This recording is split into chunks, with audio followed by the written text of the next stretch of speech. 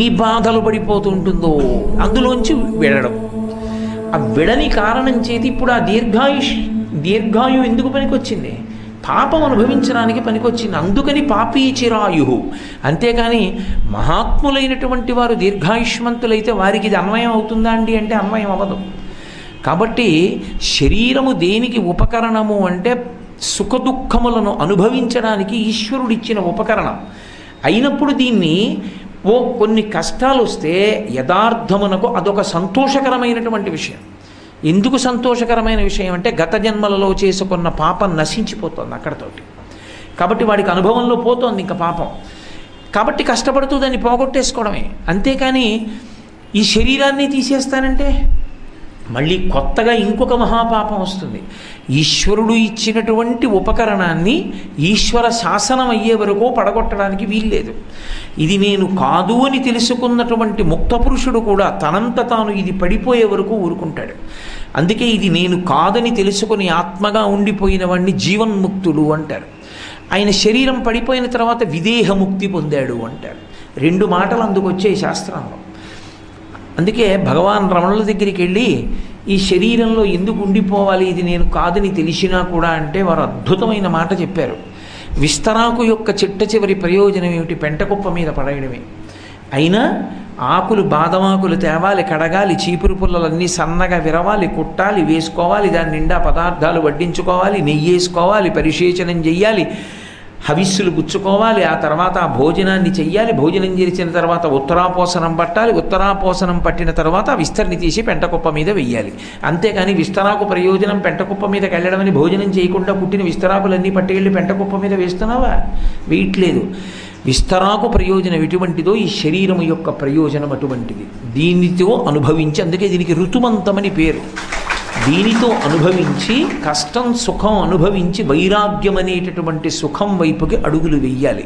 అప్పుడు ఇక ఏది వచ్చినా సంగమును పొందడు.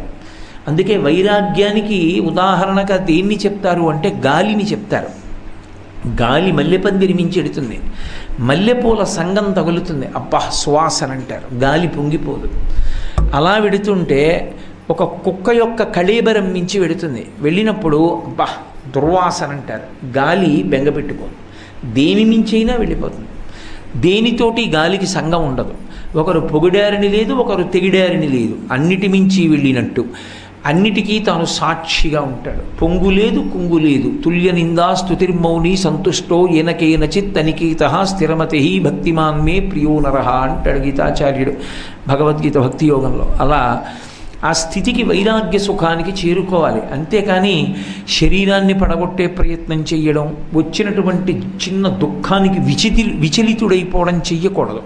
అలా చేస్తే శోకానికి వశుడయ్యాడా, ఎంత శోకం అన్న దానితో సంబంధం ఉండదు. అది మీరు ఎంతగా పుండుని కిలికితే అంత పెద్ద పుండైనట్టు. ఎంత చిన్న కారణానికి వచ్చిన శోకాన్నైనా భూతద్దం మనసు కాని పట్టుకుందా అది చాలా పెద్ద శోకం కింద మారిపోతుంది. తట్టుకునే శక్తిని శాస్త్రాన్ని ఆధారంగా చేసుకొని, ధర్మాన్ని ఆధారంగా చేసుకొని పొందాలి మనిషి. అది చాలా అవసరం. లేకపోతే ఏమవుతుందంటే మహాపాపములన్నీ దేంట్లోంచి వస్తాయంటే శోకమునకు వశుడైపోవడం వల్లే వస్తాయి. మీరు చూడండి, సాధారణ స్థితిలో పాపం చేయడు. పాపము చెయ్యడానికి కారణం ఎక్కడి నుంచి వస్తుందంటే శోకము నుండే వస్తుంది. కోపం ఎందుకు వస్తుంది అంటే శోకంలోంచే వస్తుంది, బాధలోంచి కోపం వస్తుంది. కోపం వలన ఎంత తప్పైనా చేస్తాడు. అందుకే శోకమునకు వశుడు కాకుండా ఉండడం అన్నదానికి మనిషి ఎప్పుడూ ప్రయత్నం చేస్తూ ఉండాలి.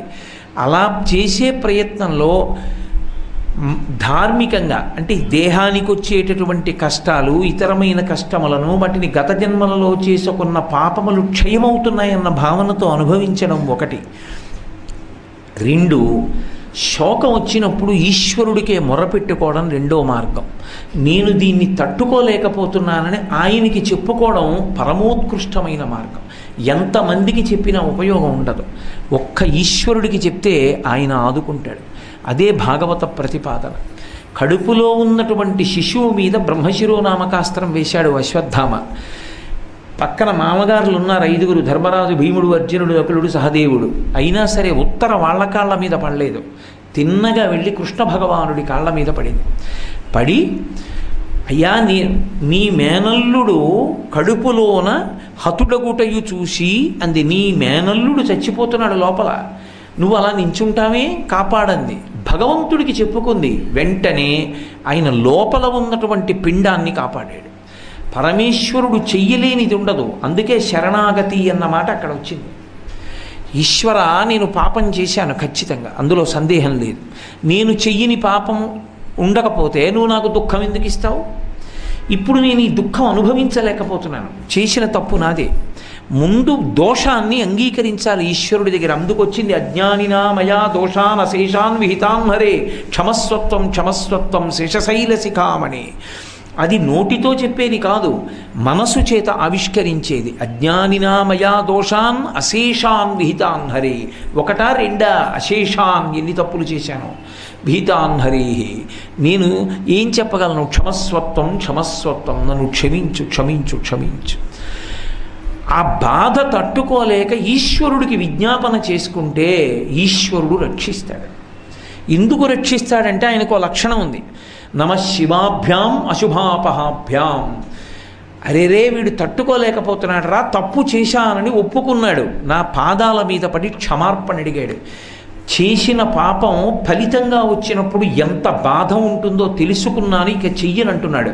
కాబట్టి నేను క్షమిస్తానని ఆ పాపము యొక్క ఫలితాన్ని తగ్గించేస్తాడు. అలా తగ్గిస్తాడు కాబట్టి పాము కరవవలసిన చోట చీమతో కరిపించి వదిలిపెడతాడు. ఆపదామపహర్తారం దాతారం సర్వసంపదాం లోకాభిరామం శ్రీరామం భూయో భూయో నమామ్యహం. ఆపద అంటే మనకి తెలియకుండా వచ్చి పడిపోతున్నది, వాటిని తీసేస్తాడు. వాటి స్థానంలో ఆపదామపహర్తారం దాతారం సర్వసంపదాం. దాతారం కాదు, దాతారం. అక్కడ ఆపదలను తీసేసి దాని స్థానంలో సంపదలను ఇస్తాడు. ఎప్పుడు? అసలు నేను ఖచ్చితంగా పాపం చేసి ఉన్నాను, లేకపోతే నేను మనుష్య జన్మలోకి రాను. ఈ భాండమునందున్నానంటే నాకు దోషాలున్నా ఏవో, ఈశ్వరా నన్ను మన్నించు అని త్రికరణ శుద్ధిగా ఎవరు శరణాగతి చేశాడో వాడిని ఈశ్వరుడు మన్నిస్తాడు. ఆ శరణాగతికి నిజానికి ఏమైనా ప్రత్యేకమైన పద్యాలు శ్లోకాలు ఉంటాయా అంటే ఉండవు. మనసు యొక్క ఆర్తితో ఆవిష్కరణం ఒక్కటే.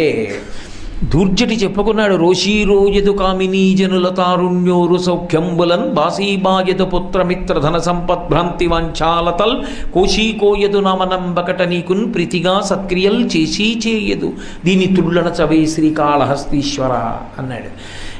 వెళ్ళి చెప్పుకున్నాడు బలహీనత. అది శరణాగతి అన్న మాటకు అర్థం. అందుకే అలా చెప్తే వినపడుతుందా అండి? మన మనసులో అనుకుంటే వినపడుతుందా అంటే వినపడి తీరుతుంది. రామకృష్ణ పరమహంసని ఎవరో ఒక ఆయన అదే అడిగాడు, అలా మనం మనసులో ప్రార్థన చేస్తే పరమేశ్వరుడికి వినపడుతుందా అని అడిగితే పరమహంస ఒక అద్భుతమైన మాట చెప్పారు.